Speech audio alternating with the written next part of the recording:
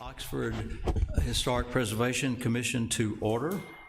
Welcome to our commissioners and welcome to our guests. We're glad to have all of you here. First item on the agenda is the approval of the agenda. Commissioners, we have a motion. Is there a second? Second. Motion second. All in favor signify by saying aye. Aye. All opposed? Next item is approval of the minutes from our last meeting, which was in December of 2021. We have all received those minutes.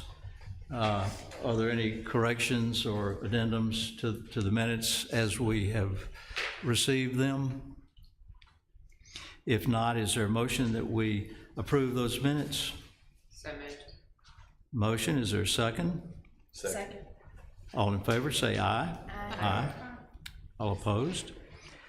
Next item is an update from our staff on several things that are happening to bring us current. Kate?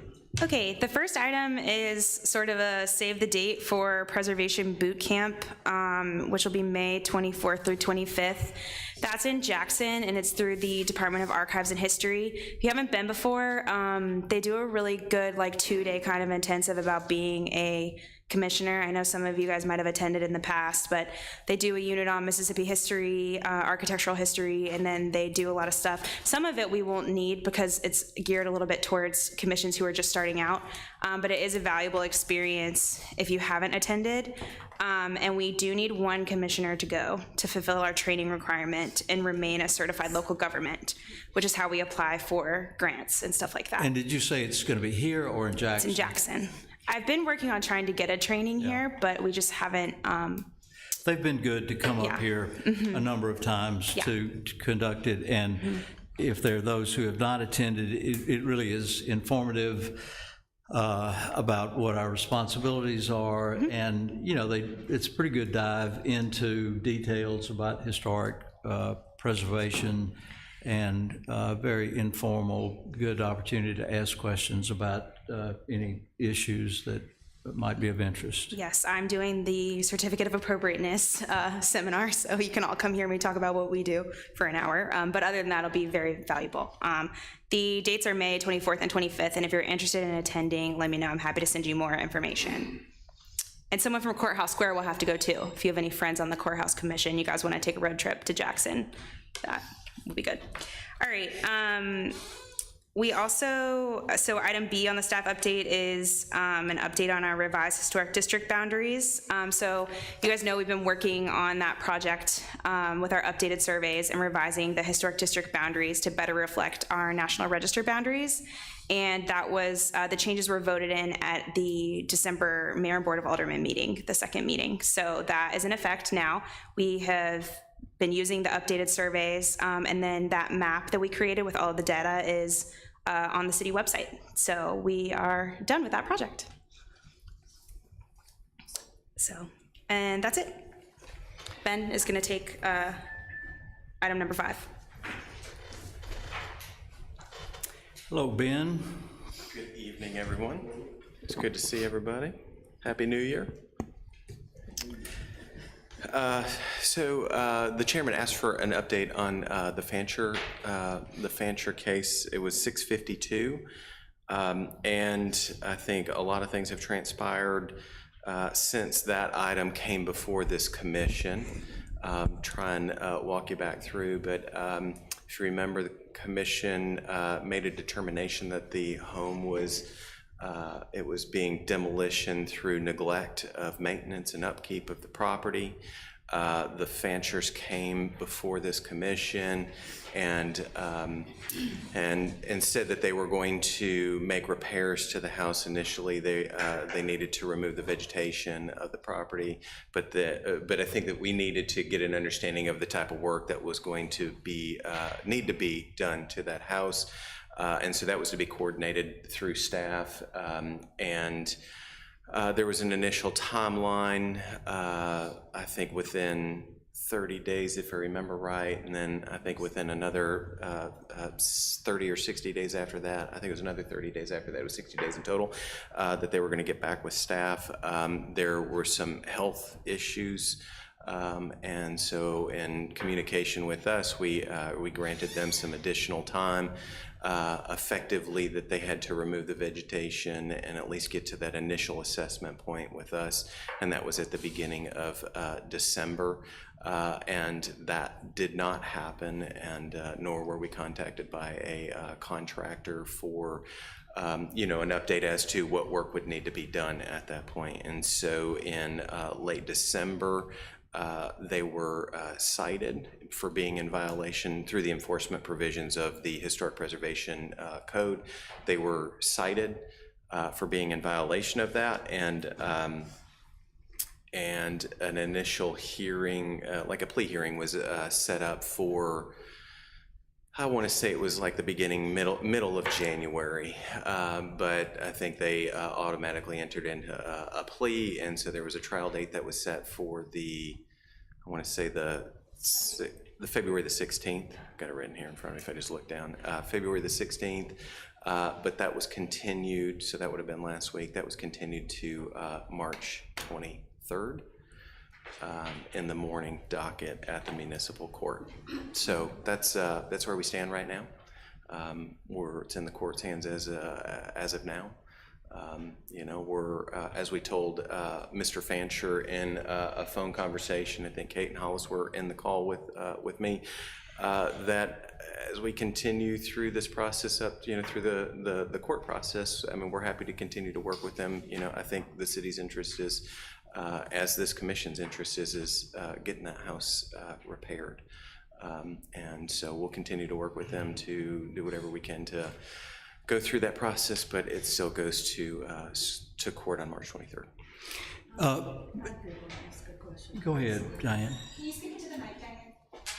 Yeah, if everybody would kind of pull their mics down so when you do speak, it can be heard. My question would be, in December they were cited for violation. So what comes with being cited for violation? Just, hey, you're cited, or this is the fine that will be imposed, or it is going to move to a hearing, or explain that to me. Yeah, so inside of the ordinance, there's a penalties provision. It's a misdemeanor, I think it's a misdemeanor fine, and it's subject to a $1,000 fine per day per violation. So ultimately, it's up to the judge to make that determination as to what the fine, if there is a fine, if he believes that you know, they meet you know, the condition to be in violation, and then he'll cite him accordingly. Does that work like when you get the citation? Does that $1,000 a day fine begin then, and then the court can erase it if they choose? But my understanding of what you've said is that the fine went into place when they were handed the I believe certificate. that's up to the judge. I think that he could make that determination, yes, Jack, and could enforce it every single day up until now, or he could come up with some other you know, some other variant of a fine.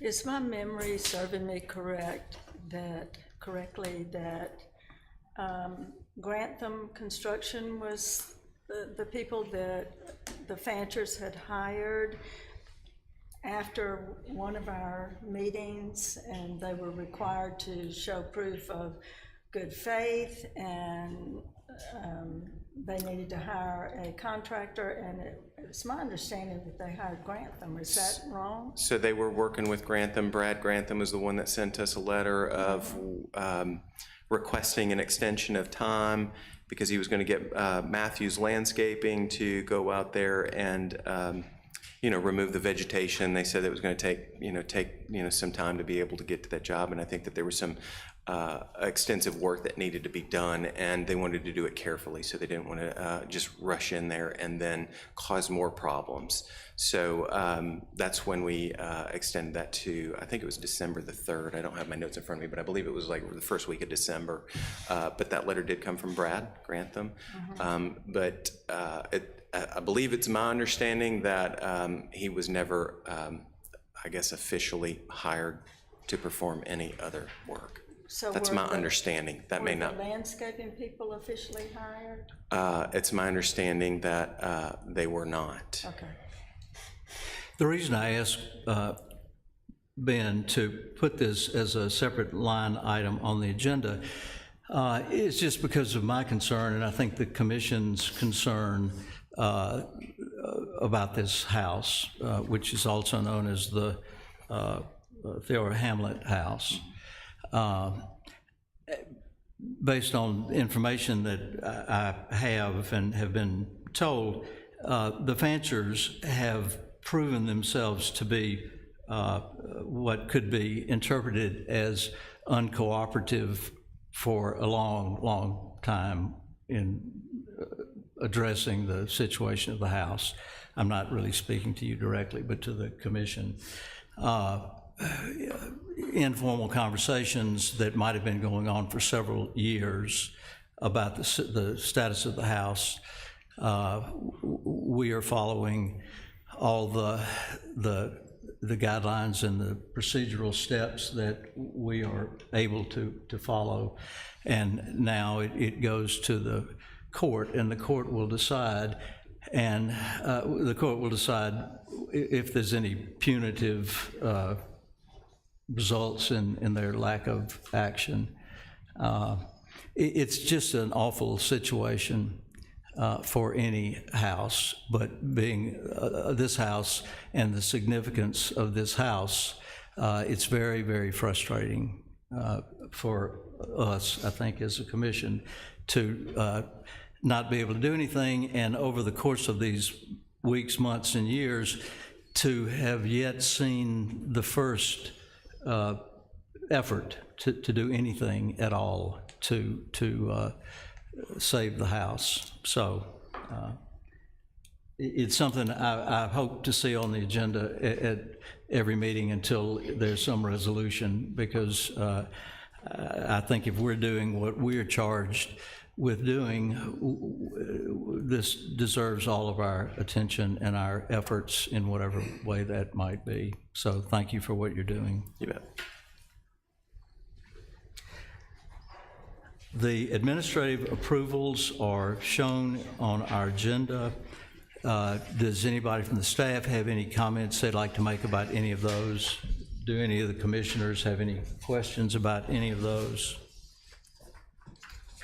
If not, we'll move to the public hearings. I need to recuse myself. Virginia has asked to be recused from the first case, which is number 665, a certificate of appropriateness requested by Daniel and Emily Blunt for renovations at 1503 South 10th Street. Kate? Okay, I'm going to share my screen, and hopefully y'all will see the case file. We do it right. Okay.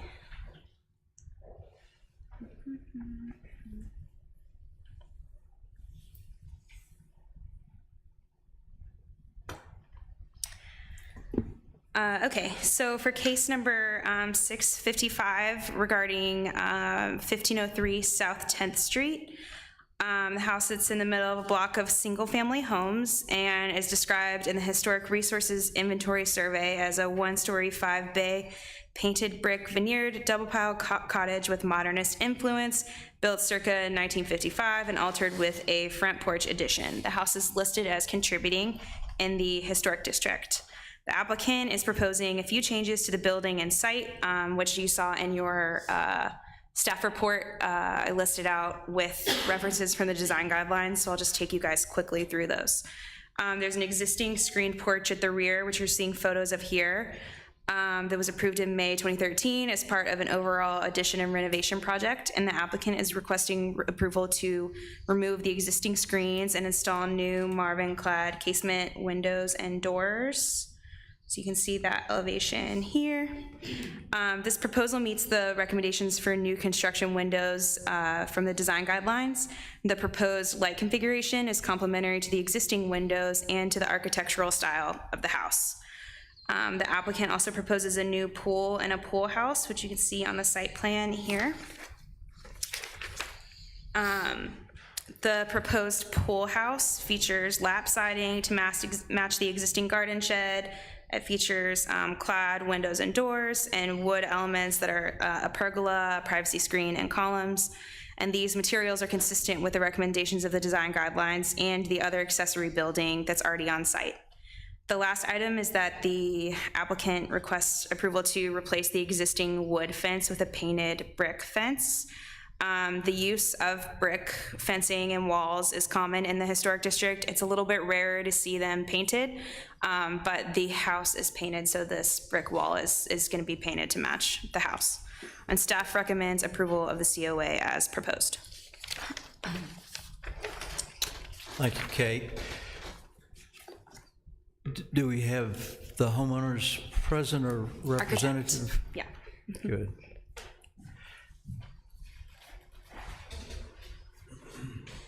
You're welcome to add anything you'd like to Kate's overview. Kate did a pretty good job. My name's Kyle Stribling. I'm with Howarth & Associates.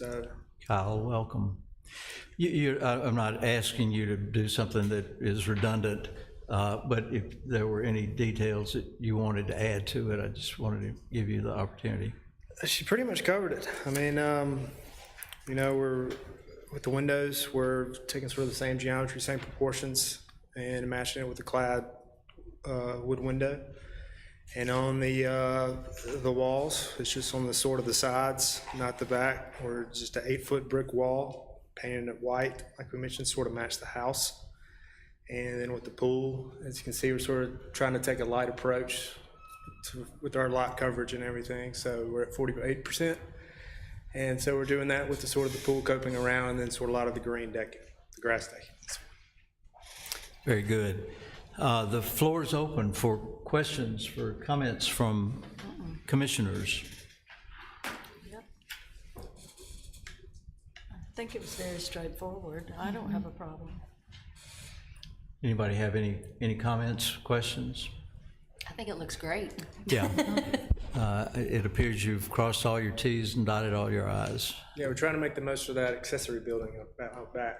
Yeah. That existing garden shed, and really playing off of that. If there are no comments or questions, is there a motion that we approve case number 665? I so move. A second. Motion and a second. Any other comments? If not, all in favor of approving this signify by saying aye. Aye. All opposed? The motion carries. Thank you. Thank you. Next item on the agenda is case 666, requested by John Albritton for changes to the existing buildings at 412 South 9th Street. I'll have to tell you something. When I was studying all this and I was making notes, and I wrote case 666, and I thought, well, that's interesting.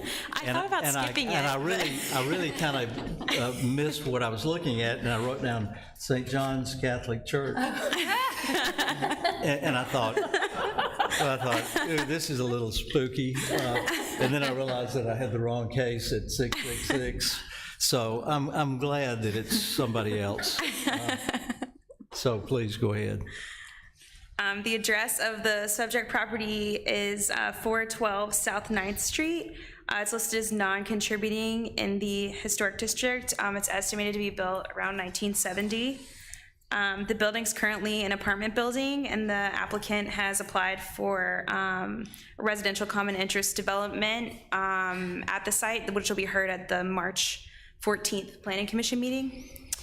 The applicant proposes several changes to the existing building, which I listed out for you guys with staff comment and reference to the design guidelines. They propose to add, let me pull up the elevation for y'all, to add gables at the front and rear elevations at the existing entrances and exits of each apartment. The front gable will feature smooth stucco and a new arched entry above each door. The rear gable would remain brick, and there'd be a bronze standing seam metal awning above the rear door. The proposed materials are consistent with the recommendations of the guidelines, as well as the use of gables, although we more commonly see gable roofs on single-family buildings in the district.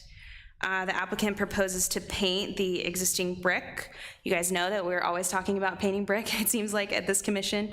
The Oxford Design Guidelines state that brick and stone that have never been painted should remain unpainted, and commercial sealants or waterproof coatings should not be applied. However, the new construction guidelines do not make this recommendation in the new construction masonry section of the Oxford Design Guidelines. The commission has allowed that new construction projects feature painted masonry, and that some non-contributing buildings have been painted, particularly in the case of brick veneer, like with this building. Staff believes that allowing the brick veneer building to be painted is consistent with previous commission decisions and is not directly in conflict with the Oxford Design Guidelines. The applicant proposes to replace existing and also install some new windows and replace the existing doors. All of those windows will be aluminum clad, which is approved pretty frequently in the historic district and meets the recommendations of the design guidelines. The applicant proposes new lanterns, mounted copper gas lanterns. We don't have a lot of guidance on lighting from the design guidelines. And then the site changes, the applicant proposes removal of the existing sidewalks and to install fenced courtyards for each unit that will feature a fire pit. The iron fencing proposed, the style of it is appropriate for the site and the district according to the recommendations of the Oxford Design Guidelines. So staff is recommending approval of the COA. And I'm happy to answer any questions you have, and also the applicant, John Albritton, is here if you have questions for him. Thank you, Kate.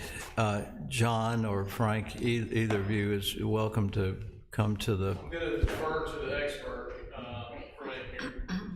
Well, I'm happy to answer questions, Frank. thank you. If there are questions, Frank, you'll be the man. These apartments are condos. They're apartments now, they will be condos. You're converting them to condos. Yes. Yeah.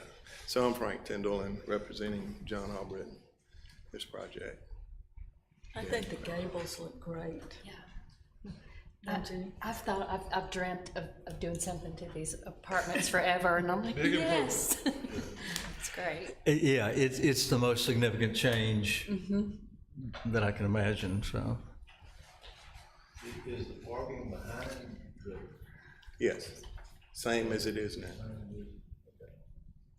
The courtyard that I heard Kate mention, courtyards that I heard Kate mention, is that the red that I'm looking at? Are they behind? They're behind each of the They're units? in the front yard. And the red is the existing sidewalk that we're going to. Well, the red is the stepping stones, and the pink is like a gravel courtyard area. We're going to have a fire pit, gas fire pit in the middle of that. So we were reducing the lot coverage a little bit. So will the courtyards be pretty much completely visible from the street? Yes, they're an iron, have an iron fence, I just and yeah, they're similar to the ones on University Avenue, the Lexington, is that what it's called? okay. Ben gave that exact example when we were talking about it in office. Yeah, well, it's very similar. And is that a fence, the darker part, horizontal? Yes. It's very attractive. Very. Is that gonna be an iron fence? Yes.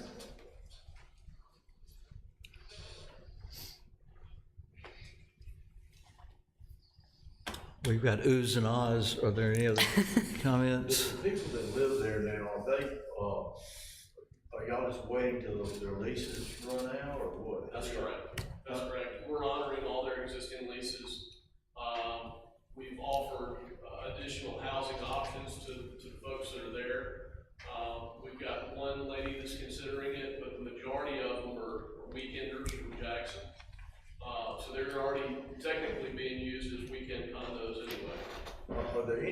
elderly people that are, I've got one elderly lady, and we've agreed to work with her to help her find a place. She's actually, her daughter had mentioned assisted living anyway, because she's got a lady that comes and checks on her with regularity.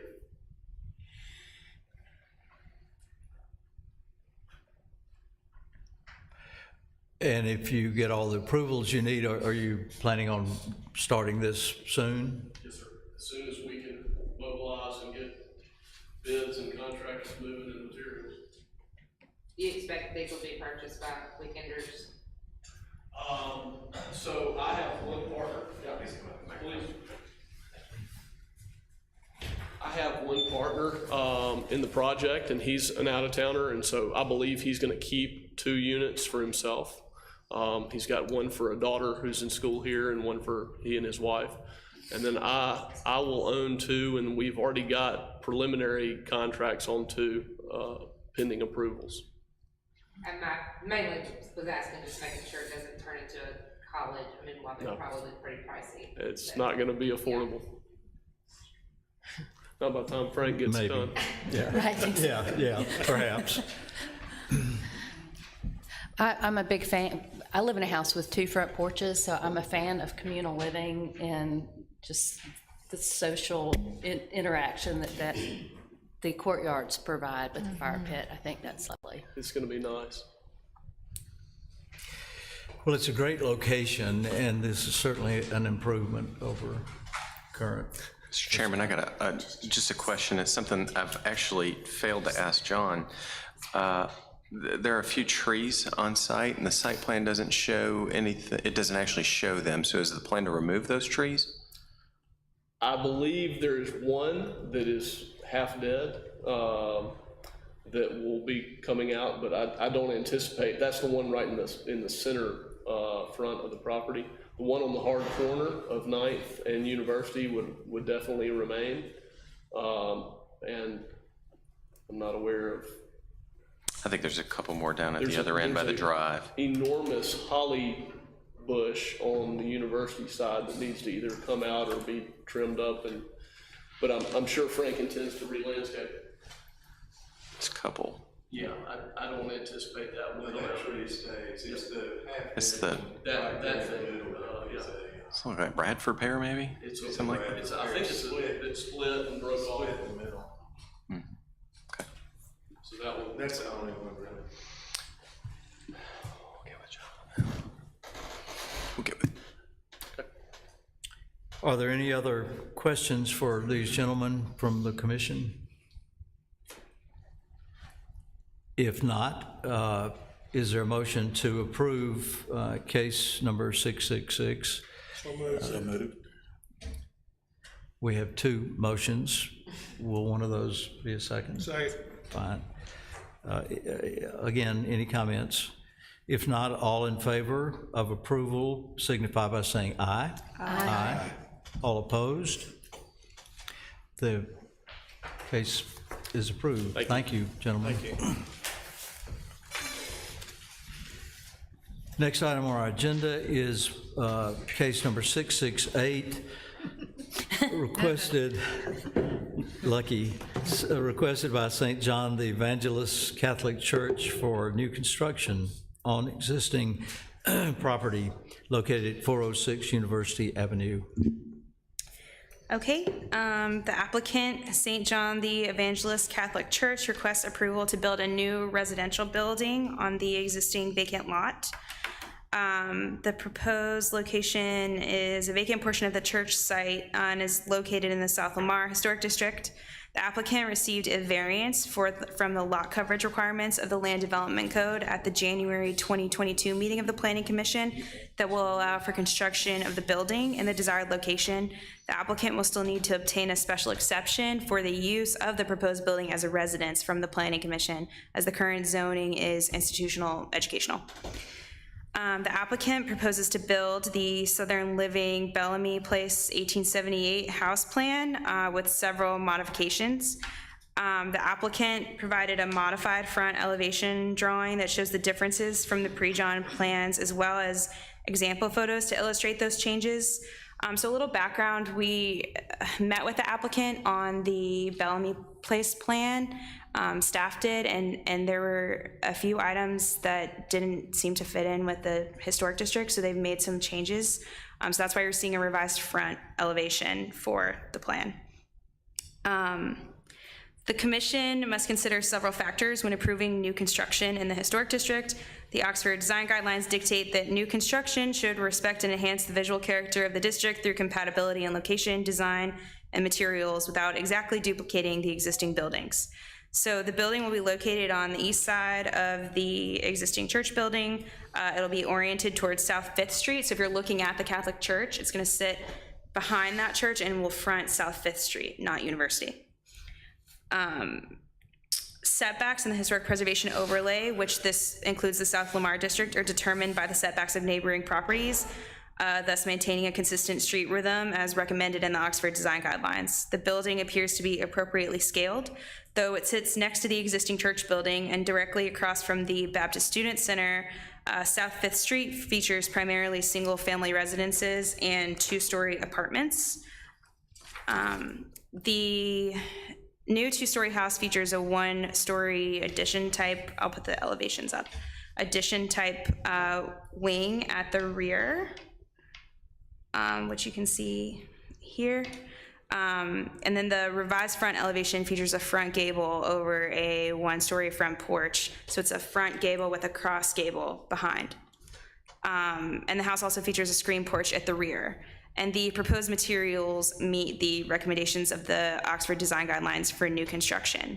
The two false windows on the right elevation, which you can see in the upper right-hand corner of the screen now, are in conflict with the design guidelines, which note that windows should not be obstructed by screening, grading, or other such treatments.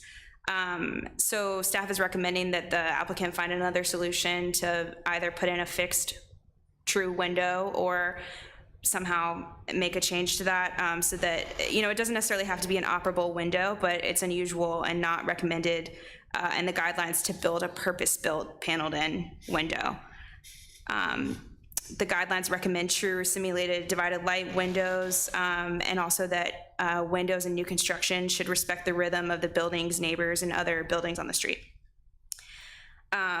Another change that the applicant made to be more in keeping with what we see on buildings here in Oxford is that rather than the louvered foundation vents, they're proposing a brick veneer, which is more in keeping with our traditional pier foundations on historic homes in the area.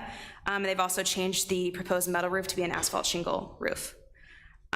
Staff recommends approval of the COA with the following conditions: that updated drawings for the sides and rear show the applicant's intended changes to the Bellamy Place plans on those updated elevations, that an updated roof plan showing the changes proposed by the applicant to the Bellamy Place plans are provided, and that a window and door schedule showing that the proposed windows will be true simulated divided light according to the recommendations of the Oxford Design Guidelines, and showing the applicant's solution to the issue of the false windows on the right elevation. So one thing that we're hoping to clarify with that roof plan is the structure of the gables as seen here, because the applicant, I don't know if you guys saw the applicant's example photos, but they provided several photos of neighboring houses with a front gable and then a side gable behind and a cross gable formation, and so I'm not sure if that's what they were attempting to do here, something like that. So we're hoping that a updated roof plan would clarify that. So Andrea is here on behalf of the applicant to answer any questions that you guys have, and I'm happy to answer any questions about the staff report. Thank you.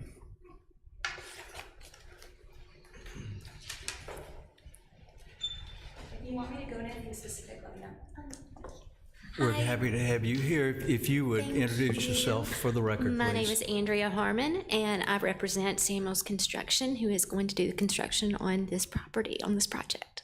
Okay, I have to ask you to speak up just a Oh, I'm little sorry. Yeah. I usually talk too loud, so. Yeah. Josh Samuel's Construction is going to do the construction on this project, and I'm just representing them. Following your proposal, or what you wanted us to do. Yes, your staff comment. Thank you. I'm a little nervous. Josh and I went over it this afternoon, and we did not realize that the windows were not functional. They are going to be functional because we are taking the fireplace out. You'll see on one of the slides that there's the fireplace right there, but we didn't recognize that the two windows on the inside of the house, those were supposed to be bookshelves. So with the fireplace gone, we're going to put working windows there to go along with the rest of the house. So they'll all be alike. So we remove the chimney? Yes, fireplace is gone. I've got a question of Kate. You mentioned that in meetings with the staff, alterations were made to make it more appropriate. I think it's a great-looking house. It looks awfully country to be in that particular location, to me. Was that a concern of the staff? And by country, I mean rural, not quite as uptown as most of the construction in that neighborhood.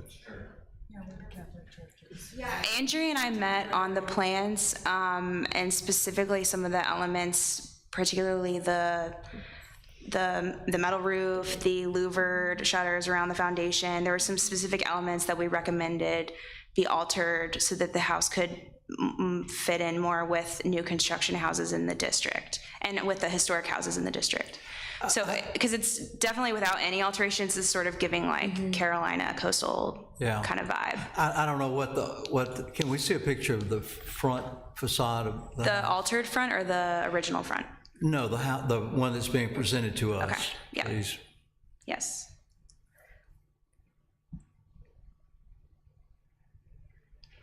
Yeah, that's a hard thing to really know what you're looking at. I don't know what the architectural details are that, in my mind, make it look farm-like. But it seems like the windows upstairs are awfully large, just out of proportion with the rest of the house. I wonder if they're necessary to be that big, or is there something else? And then the siding above it being vertical and the siding on the sides being horizontal, it just looks like a little bit, I don't know. And I'm not necessarily helping your case, making it look less country saying that, but it is my opinion that something's out of whack there. well, and it is just my opinion, but when I first looked at all the renderings, I just, again, it's a nice looking house, but I just wondered if it fit into that neighborhood, because those structures are really more urban. And I wondered if there are just modifications that could be considered that would make it a little less Walton family. Andrea did include photos of the neighboring properties, which I can scroll through for you guys. As you know, the Baptist Student Union is directly across the street, and then catty corner to the house is a apartment building, a two-story brick apartment building. So there is a mix of wood, and then directly across the street, I believe, is a wood frame house. So there is a mix of materials on the street. It's past the examples. Let's see here, neighboring buildings. Yeah. Okay. I wonder if paint color would affect it. You know, it looks like the neighborhood houses, you've got those mustards and olives and grays, and if you have a big white farmhouse, you know, it's going to be a glaring. So if it could recede by paint color, I think that Absolutely. I think the reasoning behind this particular house plan was because they wanted to keep it so simple, because it was for the priest or the father's parsonage. So it's just kind of trying to keep with the whole history of the neighborhood, but also keeping what it's used for, and that is a parsonage for the Father Joe that is there, and whoever else comes later. But just, you know, you don't want anything too extravagant, and it is very difficult to put something simple in such a beautiful neighborhood, but we wanted to kind of play it down for the reason behind it. Does that make sense? Ben, So, It does. hey, Ben, weren't there 2 homes on that property that were demolished? Were they cottages or what? They were wood frame, yeah. Yeah, Should they we pull it were up on wood Google? Do y'all mind They if, were just give me a minute? demolished years ago. We should be able to look back, yeah. As a matter of fact, we with did. the windows, I agree, I'm looking here at it too. We took it from the original, drawing, we took the 3 windows, just kind of leave it like the same, but they can definitely be Well, I mean, it's scaled not my down a job. little. It's No, just- but I that's understand, just you made a great point. It's my gut reaction. Does that make sense? Absolutely. I'm not telling you how to design. No, you're fine, you're fine. And this is a, Function behind that, or if no, there's no functionality at all. It's Is just there a trying to- reason have egress. you didn't go with a design that looked kind of like page number 21, like the very simple Victorian, look, Where's as opposed to What number is that? Which picture is that? page 21 or picture I've got the- 21? Is it the greenhouse? No, it's white, and it's got, like something simple like that with some gabling. Is there a reason why you didn't go that way? Well, the roof line, I think that was an issue, or the height of the roof. We didn't want This- it too high. Yeah, well, yeah. Well, it's 238. It's a color, so we can Yeah. just style with it. So I do think, is this more what you had in mind with the revised roof plan? Yes. Yeah. Okay. It's a little difficult to read the elevation. Okay, okay. It is, that's when we're gonna get, and Austin has me too, if it's okay, we get a sketch of it and submit it to you. Yeah, so that's what, Instead of going back to Southern Living House plans and get them to do it. sure, that was the recommendation and the staff recommendation. It doesn't matter if it comes from Southern Living or from you guys, but we need like updated elevations showing what would be built, yeah. Absolutely. Yeah. I think the elevation that we are given is really hard for us to see the house. I mean, I know the details are there, but I think we are more interested in the sort of aesthetic total look of it.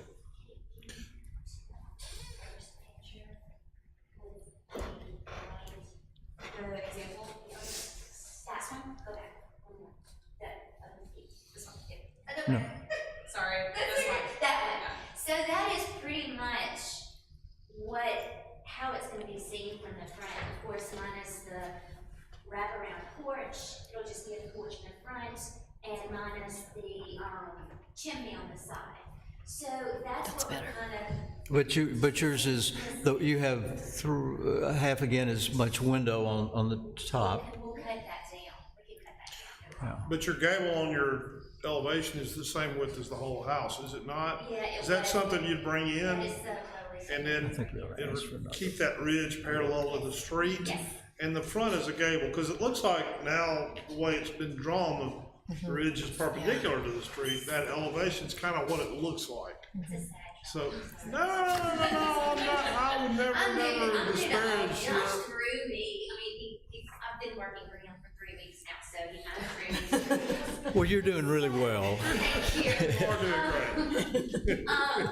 This is my first, No, you really are doing fine, and we're just having a conversation here. And I understand, I'm trying to explain everything like I But if can, that- and I want to bring as much of the, don't want to lose the historic downtown, I really don't. I'm sorry, I can't I hear. don't want to lose historic downtown, I love Oxford, Yeah.